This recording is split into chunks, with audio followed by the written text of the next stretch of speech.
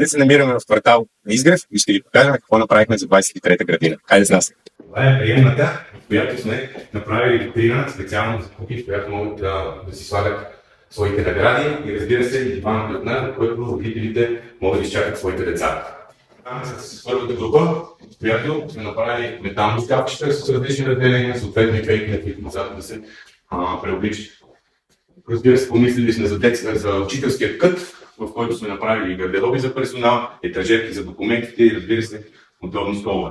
Сме помислили за детските играчки, в които дали ще се учат да конструират или пък да готвят, това е избор на самите деца.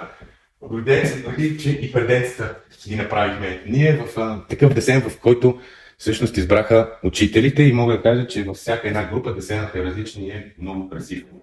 Леглата също са съчетани да бъдат в цвята, който е подходящ. Зеленото сме избрали, матраците са от нас, дори и протекторите, които предпазват матраците. Сега масички, които да се хранят, учат или забавляват столчката, са от нас и разбира се дегачичките, шкафове, къщички, които са изработени в различни цветове, така че да бъдат весели. Това също нещо сме го направили за още две групи, ще ви разходим с тях набързо.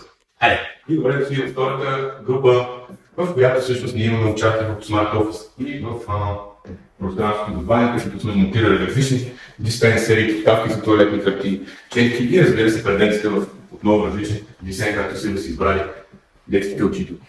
Няма да изправя подробности, но това е още една група, която ние сме готвили изцяло от корнищата, преденците до масичките. Всичко това бе произведено, доставено и монтирано от екипа на Smart Office в рамките на 30 дни. Сигурен съм, че има още директорки и други деца, които биха учили в такава среда. А ние от Smart Office ще сме много доволни да изпълним техните мечти.